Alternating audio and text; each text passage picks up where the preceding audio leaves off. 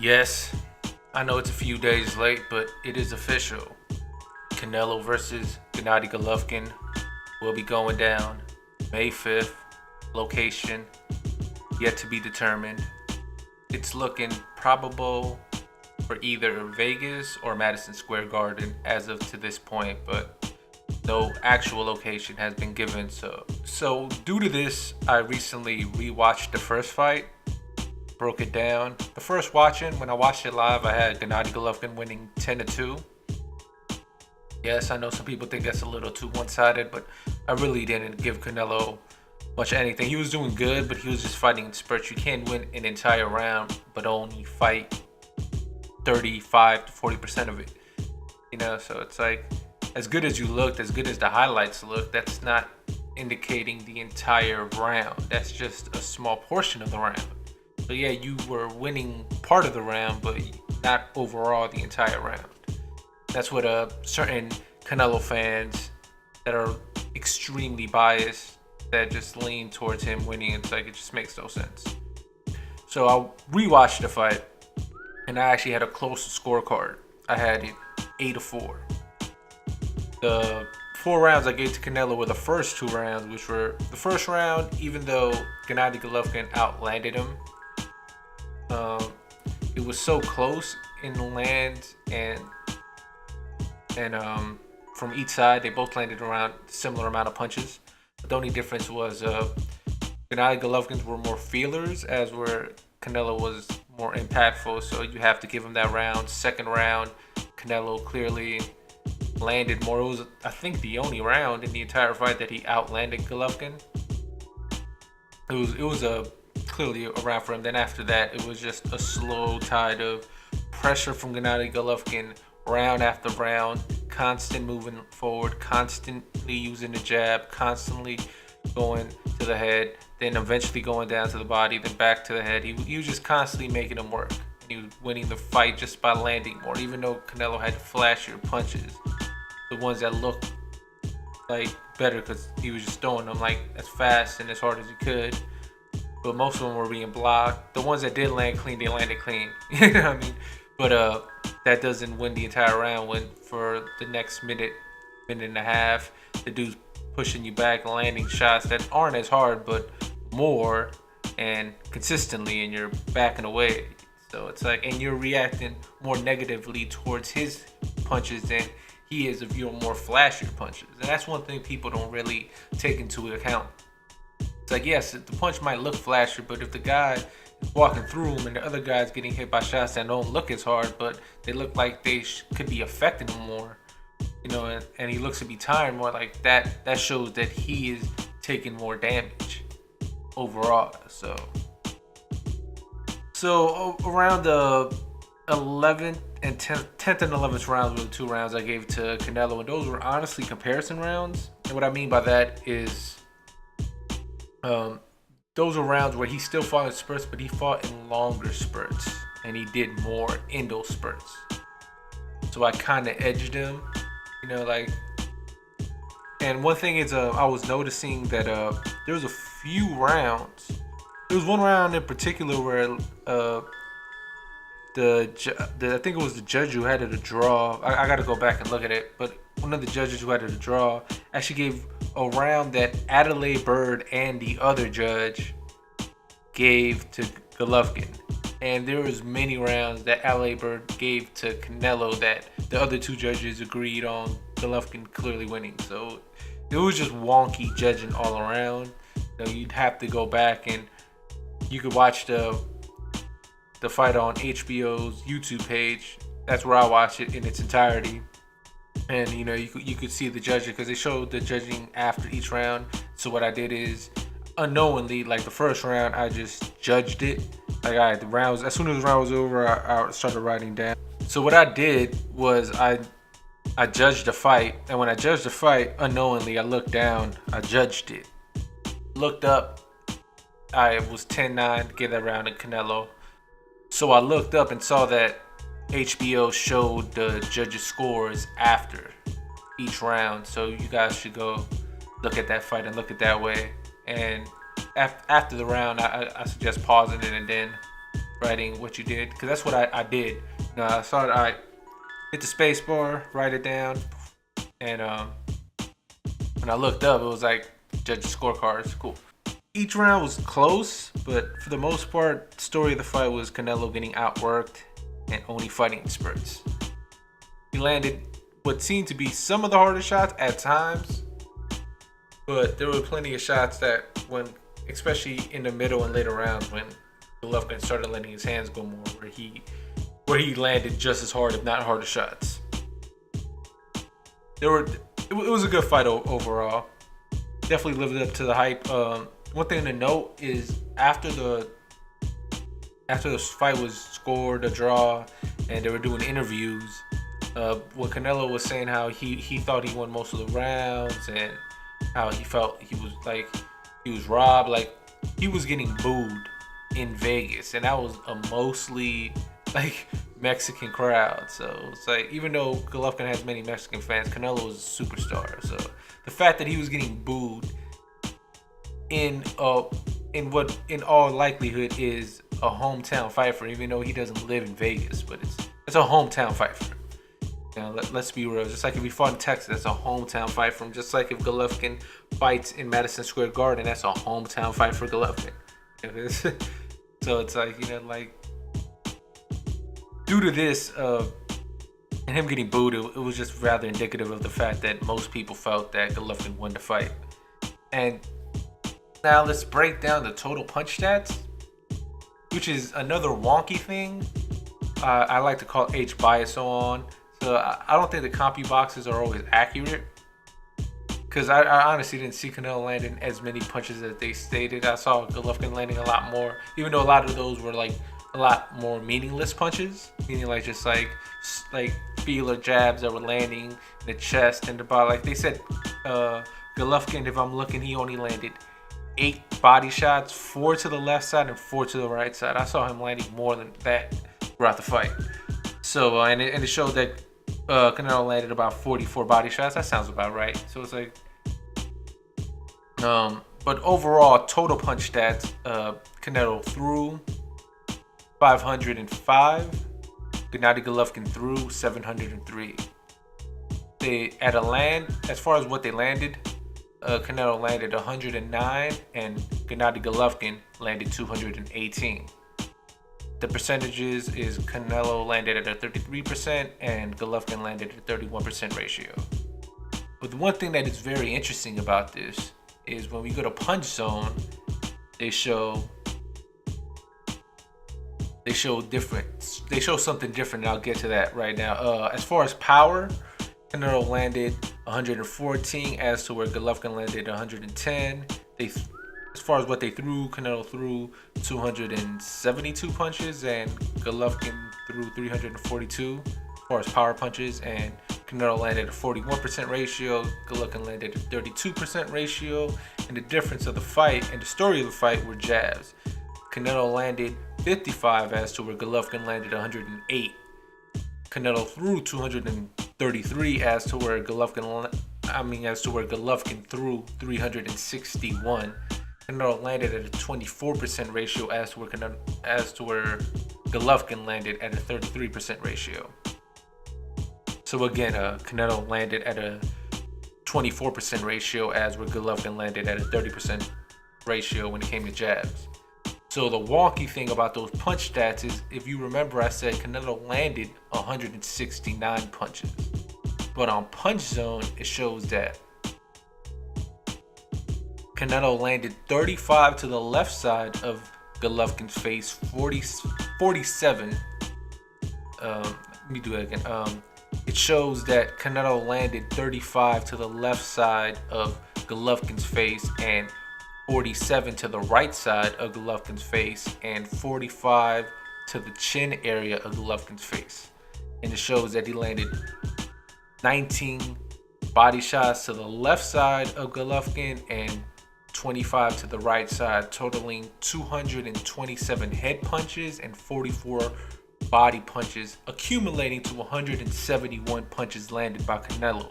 And that's where I say it's wonky, because like I said, in total punch stats, it says that he landed 169, but in punch zone, it says that he landed 171. Not too much of a difference or a discrepancy, but it is something to note. And it's something that I haven't really seen anybody point out. As far as what Golovkin landed, he landed 109 punches to the left side of Canelo's face, 95 to the right side of Canelo's face, 6 to the chin area of Canelo's face, 4 body shots to each side of Canelo's body, left and right. 4 to the left, 4 to the right. Totaling 210 headshots and 8 body shots. Totaling 218 punches from Golovkin. Same as his total punch stats, 218. So there's that. Just wanted to break that down because I found that kind of wonky, the fact that the punch stats didn't add up completely. And I just always noticed, especially in old fights, if you go back and look at the Canelo versus Cotto fight. If you look at that fight, the fight was very similar in some ways. Canelo landed the more meaningful, harder shots, but Cotto was landing the more jabs and boxing more and just landing overall more punches. But when it came to punch stats, it showed that Canelo outlanded Cotto, but he outweighed Cotto by like 25 pounds. Look, at least 2 divisions bigger than Cotto, and somehow outlanded him, but couldn't stop or significantly hurt Cotto. Like, he caught him with a few clean shots, but he never like hurt him with like, oh, he's hurt, he's going there for the kill. There was never that type of situation in that fight, and those punch stats showed a completely different story. So it's just weird because there's many fights with Canelo. It just doesn't seem that he lands that much. He shouldn't be getting decisions he's getting, especially in the Islandi Lara fight, where one thing that people don't even talk about that fight, he landed a significant amount of low blows on Lara and as well on Golovkin in this fight, where he was landing on the hip, he was landing below the belt, and he wasn't really getting called on it. There was no points deducted. I understand 1 or 2 shouldn't get a point deduction, but more than 5 should at least warrant a point deduction because you're clearly doing it. Regardless if you're doing it on purpose or not, it's being done and it's affecting the other fighter. Because getting hit in getting punched in the thighs and low blows takes a lot out of you.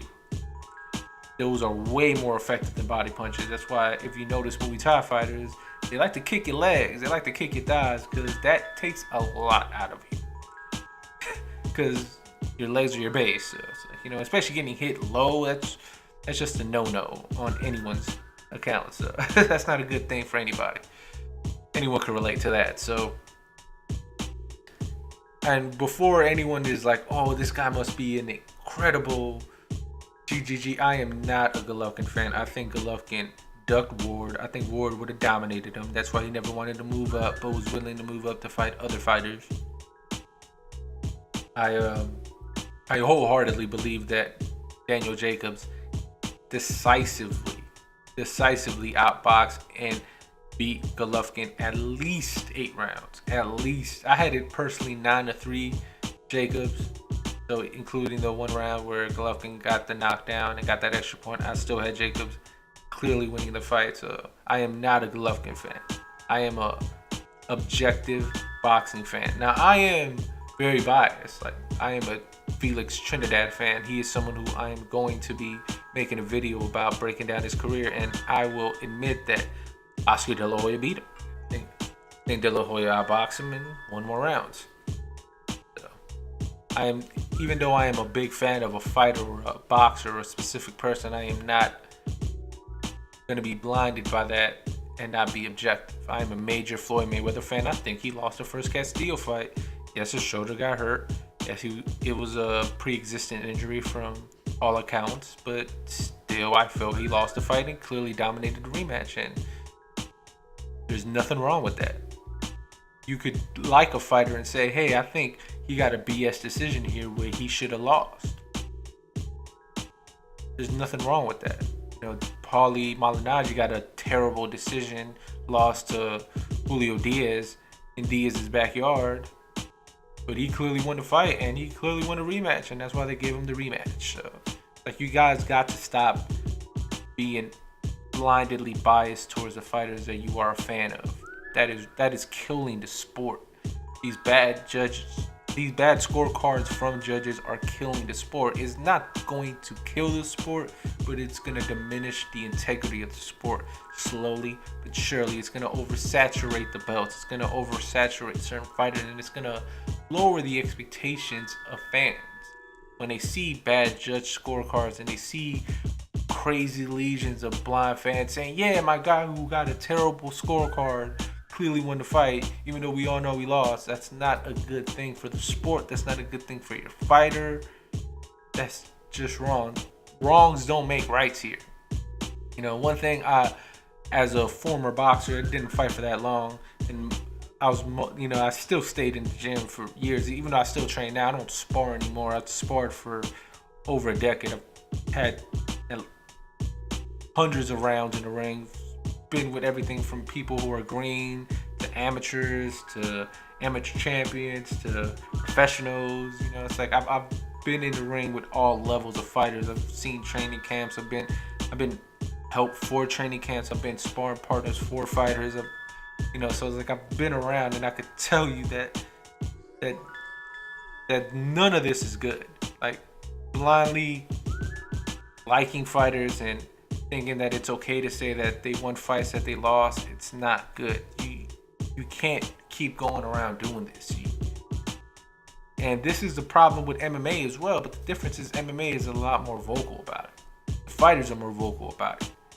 Dana White, even though I consider him the P. Diddy or the Puff Daddy of MMA, all up in the video, all up in the interview, all up in the fighters' announcement speeches. It's like he at least, brings it out more. And HBO was, from the beginning of the fight, sorry, I kind of rambled and lost my way halfway through what I was saying, but HBO, or H-Bias, as I like to call him, in the beginning of the fight was laying down the brickwork for saying that even though Harold Letterman has Golovkin clearly winning the fight, these rounds could be going the other way, and Canelo could be getting these rounds, benefit of the doubt, da-da-da. It's like, no, that's not cool. It's like, they knew they were going to rob Golovkin. Everyone knows they were going to rob Golovkin. Going in, people were like, they're going to rob Golovkin. Golovkin needs to go for a knockout. In the rematch, people are saying the same thing. This is not okay. It's like, this is very detrimental to the sport. And fans need to step up. Fans need to be held accountable, because we are the ones that make these fights possible. We're the ones buying these fights. We're the ones supporting these fighters. We're the ones filling these events. We're the ones watching on TV. We need to do more. And we can't just blindly like our fighters and be like, oh, that's cool that he got a BS decision because he's my guy. It's not cool. It's like the same thing that's wrong with the political races right now. People are just wanting to go for their guy or their side instead of what's right and what's clearly decent and rational and moral. So I know this got into a long rant, but it's like I am not a Golovkin or a Canelo fan, but I am glad that they fought, and I'm glad that they gave fans a great fight. That was a really good, entertaining, high-level fight. Canelo stepped up majorly. I did not think he was going to last 12 rounds. He showed an incredible chin, a better chin than he ever has. And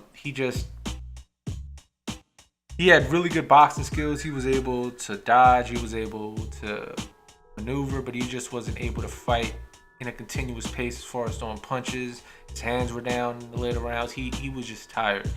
And look, he bulked up. He was clearly bigger than Golovkin, which is crazy because he also stepped up to fight Chavez at a higher weight class, 4 pounds, but he was like, he's weighed in more. Like, they made a big deal about the weigh-ins.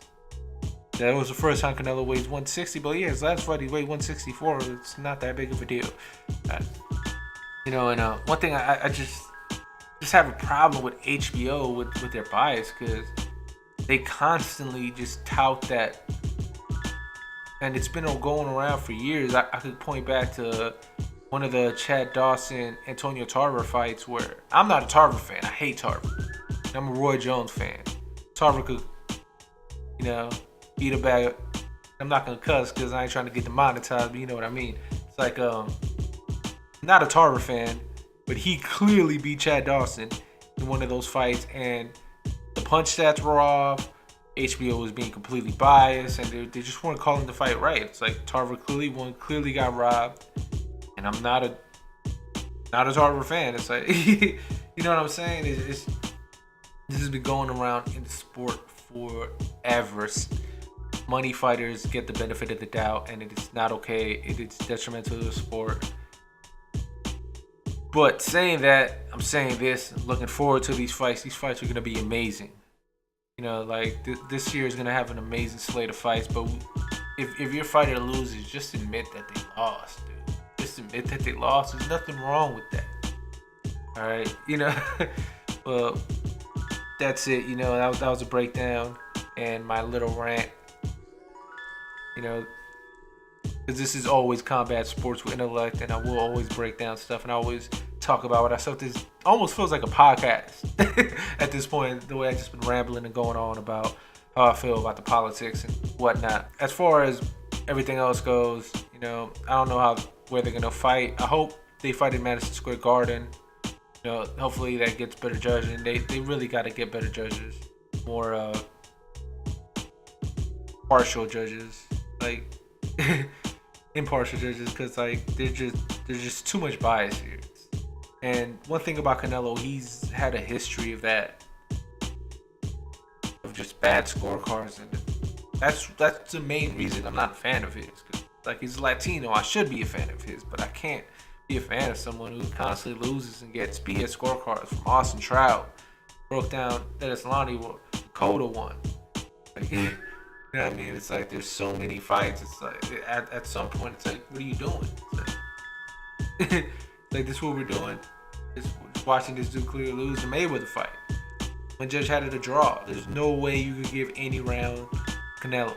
You can maybe give the last round to Canelo, mostly because Mayweather did nothing, really didn't get hit, but was backing around and joking most of the time. So you give that just a BS round to Canelo, but there is no legitimate argument for Canelo winning more than 2 rounds in that entire fight. To say that was a draw, that's just horrible. So, as far as my prediction, as far as my prediction for this fight, I do have Golovkin stopping him in the 10th round, maybe earlier. It really just depends on Golovkin's game plan. If he comes out early, fights defensively responsible, but applies the pressure quickly and makes Canelo work from the get-go, he will break Canelo down, and he will wear him out, and he will be able to stop him late. If he lets Canelo breathe, Canelo's going to be able to waltz around. He's going to be able to catch breaks. He's going to be able to get to a decision. And if he gets to a decision, he's probably going to get the decision unless he gets destroyed every single round and is a bloody mess. Other than that, he's going to get the decision. So Golovkin has to go for a knockout. It is unfortunate, but we know the drill. And the fact that this is the state of this fight is showing you what's wrong with the sport. So, you know, as someone, like I said, I've been in the sport for a long time. I love the sport. And, you know, these guys, like, it's been said many times. I'm not the first one to say this, but these guys, when they go in there, they are not the same when they leave. And I just remember what my point was earlier. My point was earlier when I was talking about when I've been in and I kind of like faded out. My point was that I call the boxing ring, wherever you do your combat, and I call that the lie detector. The truth comes out. You know what I mean? So you can't lie in there, and that's one thing that sport showed me quickly. It's well, like I was able to mature at an earlier age, like not an early age, but like once I got I matured very quickly because like there's nothing more humbling than getting beat up, and there's nothing more humbling knowing that like there was nothing you could do about it. And the only thing you can do about it is train as hard as you can. I'm going to say a cuss word. Train as hard as you can and and get better, and in time you might be able to beat that person who was once able to dominate you. You know, and trust me, as someone who boxes, there's no greater feeling than getting destroyed by somebody, training hard, months later getting in the ring and just whooping them, like just giving them the good old fashioned whoopings. If y'all know that old Cat Williams joke. So yeah, it's cool. Like, you know what I mean? It's like fighting it gives you a level of honesty, and that's one thing that really bothers me about Canelo. He is so dishonest. He is so when it comes to his fights, like, you know when you lost a fight.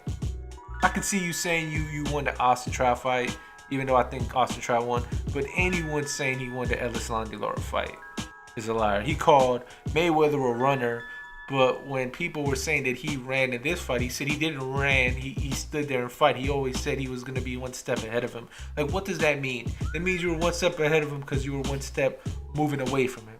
So he had to take an extra step to get to you. You were moving away, meaning you weren't running, but like you were doing what you call running. You were boxing, which is the whole point. You're using your feet. So it's like, that's what I mean. That's why I'm not a fan of Canelo. It's his dishonesty and his disingenuousness when it comes to certain things. So that is my breakdown. Looking forward to these fights. Hope you enjoyed this /podcast/ damn, my phone going off again. I hope you enjoyed this /podcast/ just conversation about the fight and breakdown about the original fight, breakdown of the punch stats. You guys have a great day. Take care. I'll see you guys around. Maybe. Probably. Hopefully. I don't know. Take care.